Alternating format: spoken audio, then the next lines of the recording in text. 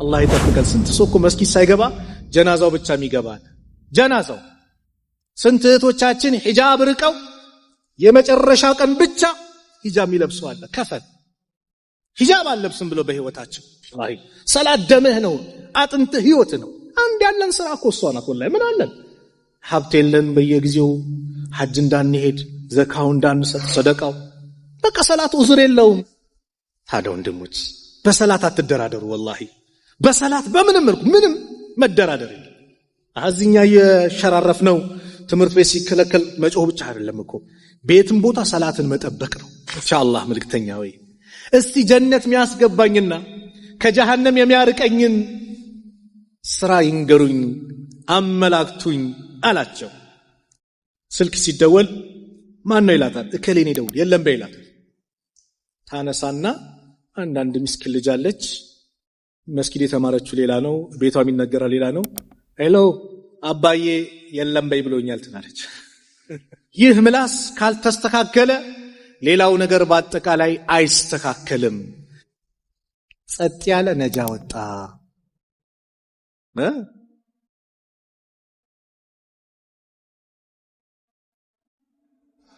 ሰላም አለይኩም ወራህመቱላሂ ወበረካቱ። የተከበራችሁ አባቶች፣ ወንድሞች፣ እናቶች፣ እህቶች ይህንን ፕሮግራም በያላችሁበት የምትከታተሉ በአጠቃላይ የአላህ Subhanahu Wa Ta'ala ሰላም፣ እዝነት፣ ጥበቃ አይለያችሁ። አላህ ይጠብቃችሁ፣ አላህ ይጠብቀን። የአላህ መልእክተኛ ነብዩ አለይሂ ሰላቱ ወሰላም በአንድ ሐዲስ በሌላ ላይ ሲመክሩን እንዲያሉ ላ يستقيم ኢማኑ አብድን ሐታ يستقيم قلبه የአንድ ሰው ኢማኑ ቀጥ ያለ የተስተካከለ አይሆንም ቀልቡ ቀጥ ካላለ ካልተስተካከለ ውስጥ ካልተስተካከለ ውስጥ ጥሩ ካልሆነ ላ የተበላሸ ነው። ንጹህ መሆን አለበት። ከሪያ ከመሳሰሉት መጥራት አለበት። ኢማኑ ተስተካከለ ሊባል የሚችለው ቀልቡ ሲስተካከል ነው። ወላ يستقيم قلبه ቀልቡ ደግሞ አይስተካከልም حتى يستقيم لسانه ምላሱ እስኪስተካከል ድረስ። ምላስ ከባድ ነው ወላሂ። ይሄን ሐዲስ ታውቁታላችሁ። የሙዓዝ ሐዲስ ላይ የአላህ መልእክተኛ ሙዓዝ ትልቅ ጥያቄ ጠየቃቸው። ሐዲሱን በደንብ ተከታተሉ። ሙዓዝ በጣም ታላቅ ሰሃባ ነው። ነገ የውመል ቂያማ የዑለማዎችን ባንዲራ ይዞ መሪ ሆኖ የሚመጣ ነው ሙዓዝ። 10ኛው ዓመት ላይ ነብዩ እሱና አቡ ሙሳ አልአሽዓሪ ሙዓዝን ከላይኛው የመን ክፍል አቡ ሙሳ በታችኛው የመን ክፍል ዳዕዋ እንዲያደርጉ የሲራ ወላ ቱዓሲራ ብለው ከተውሂድ ጀምረው ከዛ ወደ ሰላት ከዛ ወደ ዘካ እያሉ ተርቲቡን ስቴፑን ጠብቀው እንዲያስተምሩ ወደ አህለል ኪታቦች የላኩት።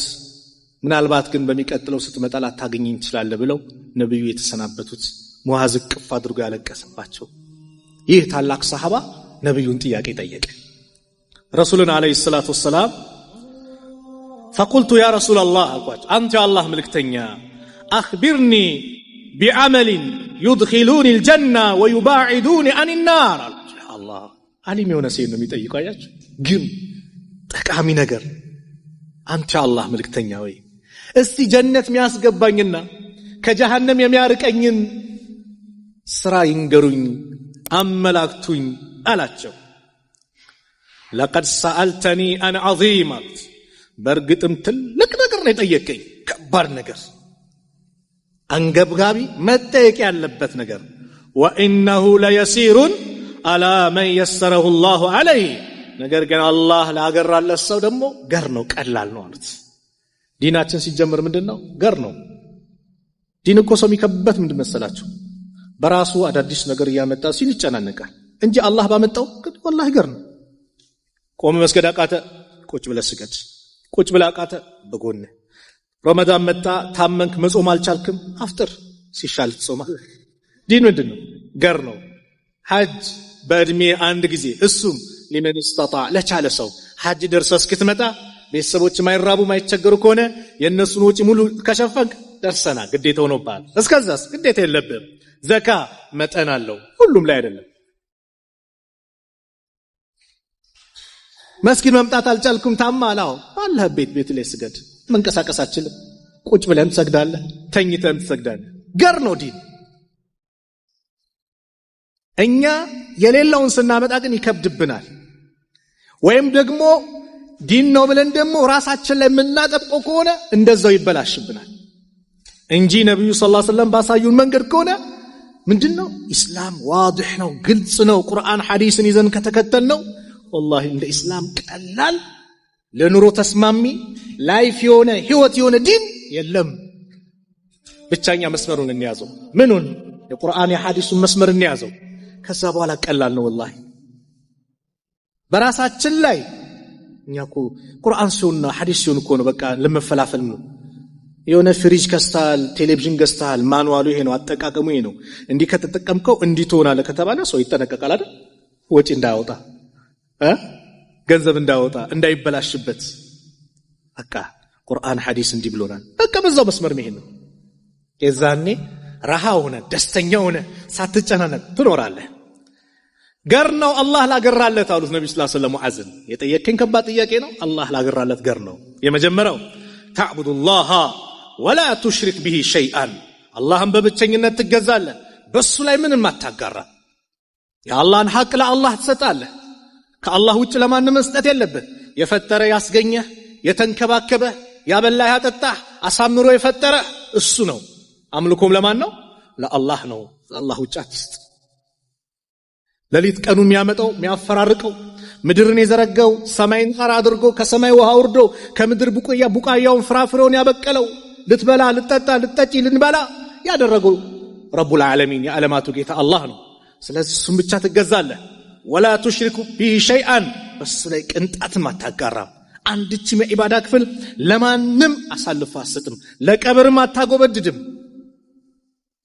ከአላህ ውጭ ለመላእክትም አትሰግድም ለነቢያትም ለደጋግ ሰዎችም ለማንም ለአላህ ብቻ ነው ወተቂሙ الصلاه ሰላትን ደሞ ታቋቁማለህ ደንቡን አርካኖችን ዋጅባቶችን መሟላት ያለባቸውን አሟልተህ ትሰግዳለህ ان الصلاه كانت على المؤمنين كتابا موقوتا ሰላት በአማኞች ላይ በሙእሚኖች ላይ ግዴታ ተደርጋለች كتابا موقوتا አለ በወቅት የተደረገች ግዴታ ናት ዙሁር የሚሰገደው አስር አዛን ይያል አይደለም አስር የሚሰገደው መግሪብ አዛን ይያል አይደለም ወቅቱን እኛ አንዳንዴ ኳስ እናያለን አይደል በየመድረኩ ነው የምናገረው እዚህ የምናገራለሁ ሚጮህ ካለ ይጮሃላችሁ ኳስ እናያለና ኳስ እያየን አዛን ይላል ኧረ ቆይ ሊያልቅ ነው እንዴ 30 ደቂቃ ተጨምሯል ፋይናል ነው ትላለህ ቢላህ አለይክ አንተ አዛን እያለ ሙአዚኑ ሐያ አለ الصلاه ሐያ አለ الفلاح ነው ወደ ሰላት ነው ወደ መድህን እያለ ሙአዚን እየጠራን በሙአዚኑ አማካኝነት እኮ የአላህ ጥሪ ነው በቃ ኑ ወደ አላህ ቤት እየተባለ ወደ ምትድኑበት ቦታ ኑ ሲለን ኧረ ቆይ ዛሬ ምን ነው ማንቼ ነው አርሴ ነው ትላለህ ወይ የሆነ አገር ትጠራለህ ከዛ እሱን እንያለን ሰላቱን ስናሳልፈው ቆይ በኋላ ሰላቱን ቤት ስገባ ሰግደዋለሁ እንላለን እስቲ አንድ ጥያቄ ለራሳችን ጠይቅ ሰላቱን ቤት ስገባ ሰግዳለሁ ኳሱ ይለቅ ኳሱ ሲያልቅ ሰግዳለሁ ብለን የኛ አጀላችን ቢያልቅስ የኛ የተጻፈልን ጊዜ ቢያልቅስ ወንድሞቼ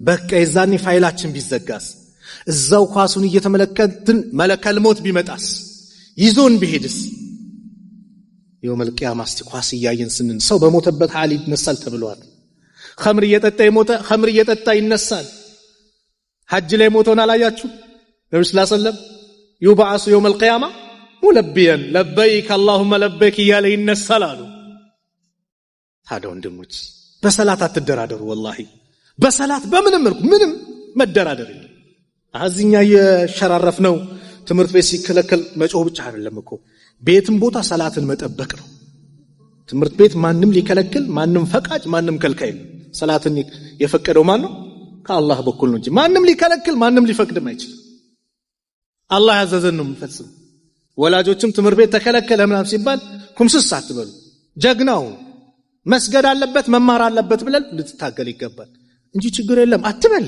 እንዴ በሰላት ትቀልዳላችሁ ስለዚህ በኳሱም በምኑ ሙአዚኑ ከተጣራ ወደ መስጊድ መምጣት ነው ወደ መስጊድ አንዱን ሰሃባ እኮ አይነ ስውር ነው የአላህ መልእክተኛ መጥቶ ጠየቃቸው እንደውም ያመላክተኝ ሰው የለም ቤቴ ቢሰግድ እንዴት ነው ምን ይሉኛል እሺ አሉትና ልክ ሲሄድ አተስመኡ ኒዳ የአዛን ጥሪ ትሰማለህ አሉት አዎ አላቸው እንግዲያውስ ፈአጅብ ለአዛኑ ምላሽ ጣሉት ምን ማለት ነው? መስጊድ ነው አሉት። ማን? አይነ ስውሩ። ሰላም አላህ ሙሉ አካል የሰጠ ቁዋ የሰጠ ወጣቱ ነን። ዲኤስቲቪ ብለን የዲኤስቲቪ ቤት እናሞቃለን እንዴ መስጊዱን ማሞቅ ሲገባ? ስለዚህ ኢንሻአላህ ይስተካከላል አይደል? አላችሁበት ብዬ ሳይሆን ምናልባት ካለ ጓደኞቻችሁን ምንም ለመምከር መስተካከል አለበት። በሰላት መደራደር የለም። በቃ ሐያታችን ነው። ወላሂ ሰላት ደምህ ነው፣ አጥንትህ ህይወት ነው። አንድ ያለን ስራ እኮ እሷ ናት። ወላሂ ምን አለን? ሀብት የለም በየጊዜው ሐጅ እንዳንሄድ፣ ዘካው እንዳንሰጥ፣ ሰደቃው በቃ ሰላት ዑዝር የለውም። የሰላት ዑዝር ሁለት ነው። የተኛ ሰው ሲነቃ ይስገድ ተባለ፣ በእንቅልፍ ካመለጠ። የረሳ ሰው ባስታወሰበት ሰዓት ይስገድ። ከዛው ቁጭ ብሎ መስገድ ያቃተው ተኝቶ የሚሆን ሆስፒታል ነው፣ አቅሉን አልሳተም፣ በሐሳቡ ሁለተኛው ረካ ላይ እያለ እየቀራ እየዘከረ ምን እያለ ይስገደው፣ እዛው በሐሳቡ እያጣቀሰ ምን እያለ እንዲም እያለ አቅሉን እስካልሳተ ድረስ። በዚህ መልኩ ከተባለ ጂሃድ ፊ ሰቢልላህ ላይ በአላህ መንገድ ላይ ጦርነት መጥቶ ሰላቱል ኸውፍ ተብሎ ሰዎች ፊት ለፊት አላህ ጠላት ፊት ለፊት ግማሾቹ ሲጠብቁ ግማሾቹ እንዲሰግዱ ከታዘዙ ሰላም የተቀመጠ ሰውስ ወጣት የሆነ ሰውስ እንዴት ብሎ በሰላት ይቀልዳል? ኢንሻአላህ ከዚህ ፕሮግራም በኋላ በሰላታችን ላይ አንቀልድም ብዬ ተስፋ አደርጋለሁ። ሙስታሂድ ኢንሻአላህ። ሰላትን ትሰግዳለህ አሉት ሙአዝን።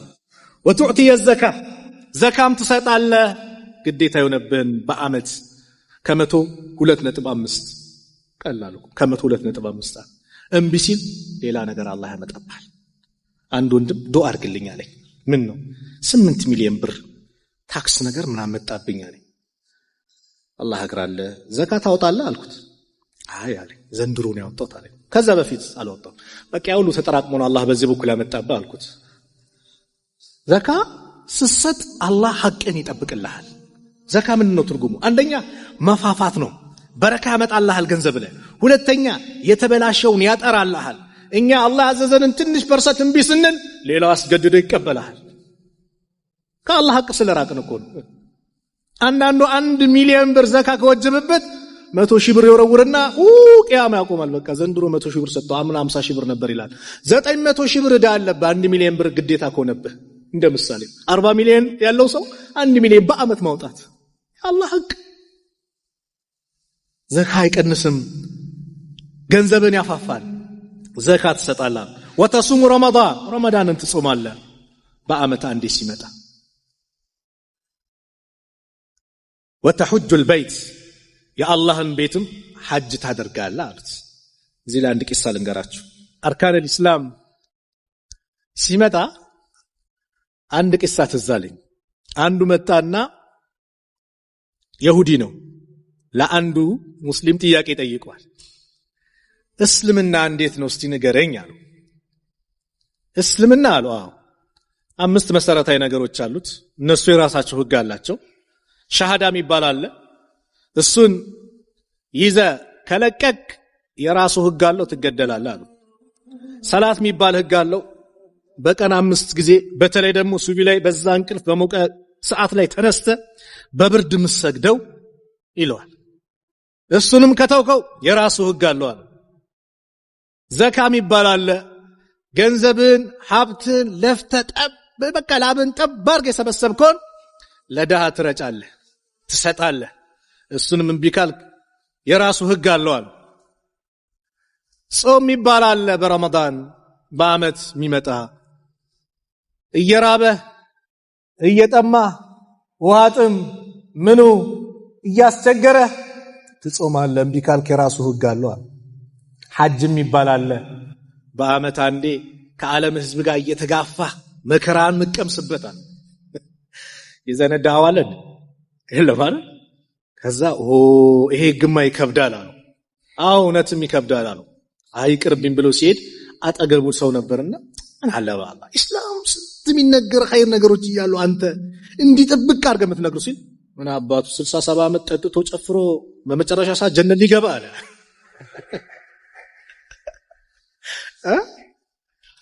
ሱብሃንአላህ። ጀነት በማን እጅ ነው ያለው? በአላህ እጅ ነው። እንደው አልহামዱሊላህ እንበል። በሰው እጅ ቢሆን እኮ ቃልቆልናል። ነብዩ ሐጅ ታደርጋለህ አሉትና ثم قال አሉት ሙአዝን አላ አዱልከ አላ አብዋቢል ኸይር የኸይር በሮችን ላመላክት አሉት። አሶሙ ጁና ጾም ጋሻ ነው